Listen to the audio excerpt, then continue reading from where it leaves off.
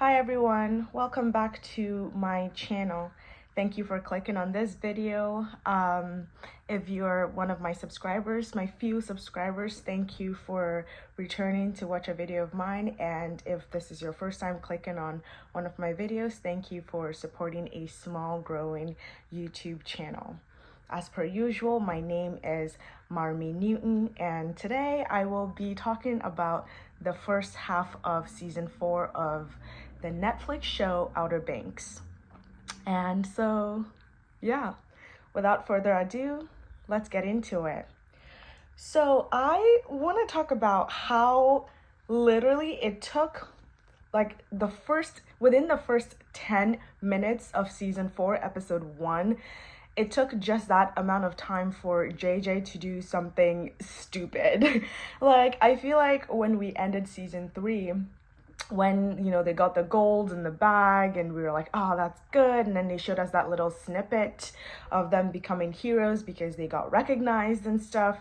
I was like, oh, okay, maybe they make some money and are able to use it to fund their adventures. Also, before the show premiered, the 4th season premiered, we saw these little, I don't know if you guys saw them, but these little surfer clips rotating or circulating the internet of the Pogues owning a surf shop. So I was like, oh, maybe they do that on the side and stuff. And then the season premieres and they do not own a surf shop. I mean, they don't own it yet, so I don't know if they will end up having one at some point in this season for the second half. But they don't own a surf shop, and they have pretty much blown all the money. They blew all the money by literally the end of the first episode, and that's insane. It's insane. When the auction was happening, I was like, I feel like you guys should not have even let JJ into this room. I feel like he's gonna do something stupid, and he did something that's way stupider than I even thought he was gonna do. Literally bought a house that was worth $80,000 for $700 and something thousand. That is insane. But it's crazy how these teenagers managed to blow through I think $1.3 million so quickly that they have to be back on their treasure hunt again. Which brings us to the next thing I want to talk about. I feel like when they started talking about the necklace, I was like, okay, I feel like this is not, the necklace itself is not the actual mystery of the season. That the season was actually going to be about something else. The necklace is maybe a key to something bigger, just because I feel like in season 1, when they first started, they were looking for the diary. Was it the diary? They were looking for something. It was about the money, the something with the old sheriff, and then it led them to the $400 million gold, or it was more so about the royal merchant, and then it was about the gold. And so I knew that there was definitely going to be something more. And so far, I don't know how to feel about the blue crown being the season's mystery. I do feel like in typical Outer Banks fashion, they're probably planning a really cool 2-part season finale for us to enjoy. From the snippets, I don't know if you guys have seen the trailer for the second part, but from the snippets you see after you've seen the first part, they are going somewhere in the Middle East, which is kind of a change of pace for them, because usually season 1 they went to the Bahamas, and then they went to they were stranded on an island. I feel like they try to keep it around water, so it's pretty much a direct antithesis of what they like to do on the show, going to somewhere with a lot more sand and somewhere that's more dry. So it's going to be interesting to see what the second part holds. But I don't know how to feel about the blue crown yet. I feel like we need to explore the mystery further. Also because the first half of the season was definitely just meant to set up this action in the second half, because they're just trying to introduce the new mystery, which is definitely something that I felt like season 4 part 1, or the first 5 episodes of season 4, was going to do in the first place. Because I feel like season 1 was about the $400 million gold, right, that Ward Cameron stole. And where is the gold, by the way? Like, now that word is dead, like, what's going on with that? But anyway, it was about the gold. And then season two, I feel like it was really in season two that I was like, oh, these kids are treasure hunters. Like, because in season one, I was like, oh, maybe they're just looking for the gold. Okay, blah, blah, blah. And I thought that by season two, they would be doing something else. In season two, I was like, oh, you guys are now going to look for a cross made of gold. Okay, fine. That's cool. Okay. Guess you guys are just casually treasure hunters. Like, that's what you're doing with your life. Like, it's crazy. If people like them are actually existing in the real world, like, I want to meet them, because that is insane to be like, oh, you know what? I'm just gonna go look for this 200-year-old artifact, and that's just what I'm doing with my Thursday. Like, that's crazy. But I feel like that's the appeal of the show, right? I feel like that's why I cannot look away from the show. I feel like it's so out of the ordinary and just out of the mundane that you can't help but enjoy the show. But yeah, so season one was about the $400 million gold. Season two was about the cross that kind of essentially expanded more on the Denmark Tanny clips and the Denmark Tanny mystery of him with the $400 million gold, and then the cross of Santo Domingo. And then season three essentially also expanded more on the whole gold thing, right? By now going to search for a city of gold, like El Dorado. So it's like, for the past 3 seasons, Outer Banks has felt like it's been building upon the same storyline, right? They're chasing gold, they're chasing more gold, and they're chasing even more gold, right? And I feel like the writers had written themselves into a little bit of a corner by the fact that they had gone 2 seasons of losing, and it felt like if they lost again for season 3, it would have just felt weird, because then it would have been like, what's the incentive for the audience to keep watching if the heroes are going to keep losing? So they did need a win. So they did need a win. So by season 3, it had felt like they just needed to be victorious by the end of that season. But then what had happened too was the fact that now that they had won in season 3, and the writers had told the gold story so far back, like, what else could they possibly promise with the gold stuff, right? That's bigger than a city of gold. You know what I mean?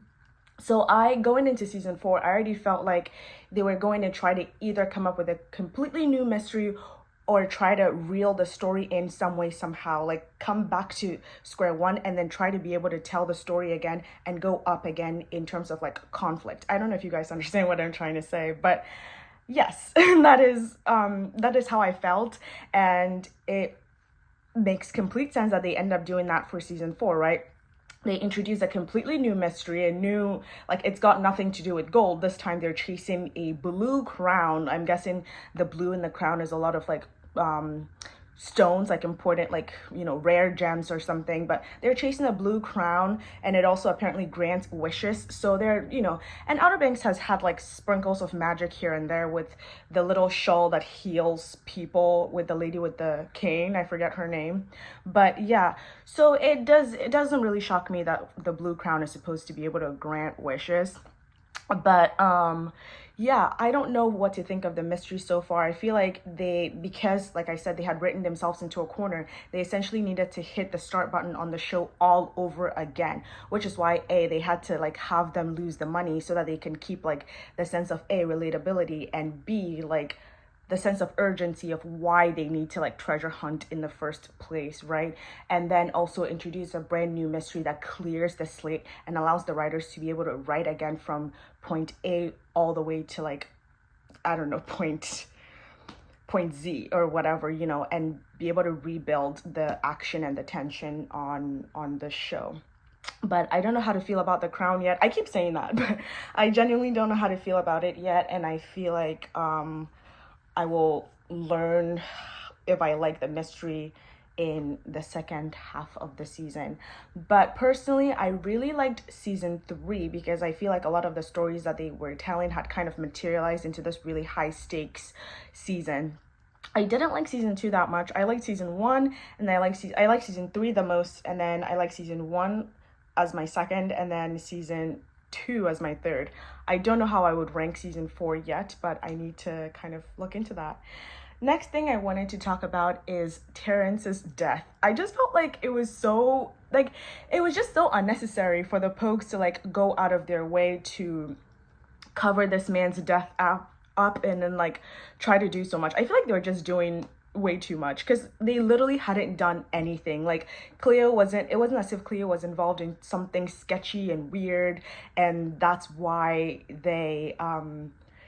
that's why she got kidnapped. Like, she was literally just existing, right? I guess, like, she got kidnapped because of the necklace, but then it's also like these, like, now people know they're treasure hunters. Like, people already kind of knew that they were, like, crazy kids looking for gold, but now it's a pretty known fact about these people that they are treasure hunters, as crazy as it is to say out loud.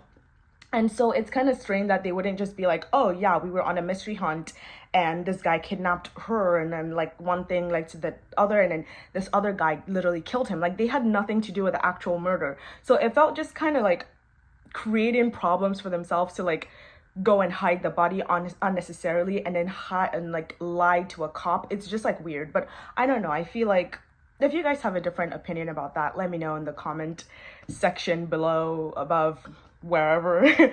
But that's how I felt about that. I also feel like John B is literally supposed to be the main character of the show, right? Which means, but then it's like John B and his friends, right? So regardless of anything, he needs to be a little bit at the forefront, and then the rest of the characters with him. I personally liked JJ the most because he's just kind of like a funny character. He just, like, is willing to try anything, do anything, and it's just, like, hilarious to watch. But it also makes sense that they would put John B, who's the main character, up front, and then the others slightly behind him. For season 4 so far, I don't feel like he is the main character. I feel like they've gotten to that point in a show, which happens for most shows, right, where they can't really develop the main character anymore. So, or they feel like they've developed the main character enough that they need to now, like, try to, like, focus on the side characters. Yeah, they need to focus on the side characters. But in an attempt to do that, they might end up relegating the main character of the show into, like, second place. And I feel like Outer Banks is a little bit on the cusp of maybe doing that to John B this season. I hope it's just for this season or just for the first 5 episodes. I don't know if he's going to, like, end up being the main character that we focus on for the second half, or, like, what he's doing or what he's up to. But it's definitely felt very, very diffused and trying to, like, give everyone a storyline and try to make everyone very, very relevant, when it's definitely John B and friends, and the show is kind of losing that aspect of things, I feel like. But it's also kind of cool to see, like, with the cliffhanger and everything that happened in episode 5, Albatross, it's kind of cool to see where JJ goes now. I'm excited to see and hear more about his origin story and his parents and all of that. It's going to be crazy. But like I said, I feel like they had developed Cleo somehow with Terrence. He had developed Pope and his parents a little bit. Even Kiara with his, like, fighting back and forth with her parents, like, Sarah and her dad and her brother. And then I like Rafe, by the way. I don't know if that's a controversial opinion, but I kind of like Rafe. I know he's, like, evil, but I'm like, you know what? I kind of get it. Well, not the part where he tried to drown his sister, though. That was very extreme.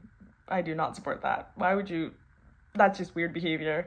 But yeah, I just feel like they need to reel it back in. If they're gonna develop JJ, that's cool. Like, get a little bit more in depth with his character. But, like, John B is the main character, and I feel like he should definitely always be the priority. But yeah, and I also wanted to add, this is something that's been bothering me about the show for so long. So in season 1, at the start of season 2, we learned that, Sarah, and the Pogues think Sarah and John B are dead, but they're actually in the Bahamas, that whole stuff, right? And during that time, we see, like, the birth year of Sarah and John B, right? And I think it was, like, 2003 or something, I forget, but which technically now their ages is off in the timeline of the show, blah, blah, blah, because they're supposed to be 19, I don't know. Anyway, even though, like, a 2003 baby is now 21, anyway. I feel like they're unapologetically Gen Z, right? Because they are definitely from 2003. Like, there's no question about what age bracket they fall into, right? They're definitely Gen Z. And I think that the fact that shows phones don't have a central hold on the show definitely adds to the aesthetics of it, right? It's like they live in a beach town, they are just like off out and about, like even the fashion on the show, like it's just a whole like aesthetic, right? But sometimes it starts to border on a little bit of like just being straight up unrealistic, right? Because it's one thing for the kids to not like technology or to like not centralize technology in a very very centered world, right, where everyone is attached to their phones.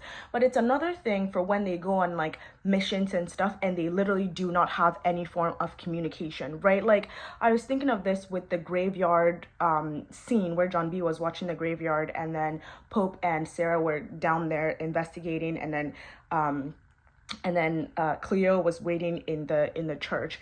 It just felt like, why wouldn't you guys bring a phone? I get it if I would have gotten it if they like whipped out, like Sarah and Pope had whipped out their phones and were like, oh, like we don't have any cell service down here. I would have gotten it more versus them like literally not having any phone. Like you're going into an actual like dangerous mission. Why wouldn't you bring a form of communication with the outside world with you? Like that's just strange. I don't know.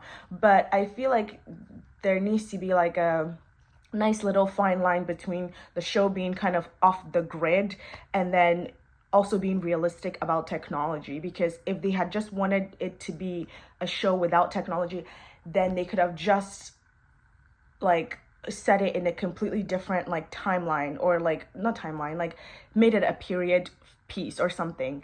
And it's also even stranger when the Kooks have phones with them. Like, I get it that it could be like a class thing, but like Sarah has literally been rich the whole time. Why doesn't she have a phone? These kids are literally Gen Z. Why don't they have a phone? Like, there are a few things that don't work on the show. Like, also the fact that when they needed to get to South America in season 3, they couldn't get on a private, like on a commercial plane because they didn't have passports. Like, there are just some things that are a little bit strange that the writers kind of need to try to offer a little bit more explanation. Like, it's definitely cool that the show is set in, in the current present day and isn't technology centered. I think it's amazing, but every once in a while it starts to border I don't know why I can't say that word, border on ridiculous.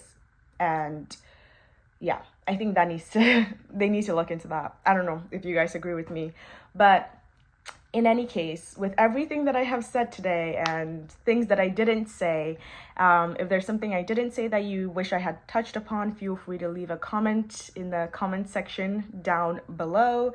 If there's something that I said that you agree with or you wish to expand upon, feel free to leave a comment down below as well.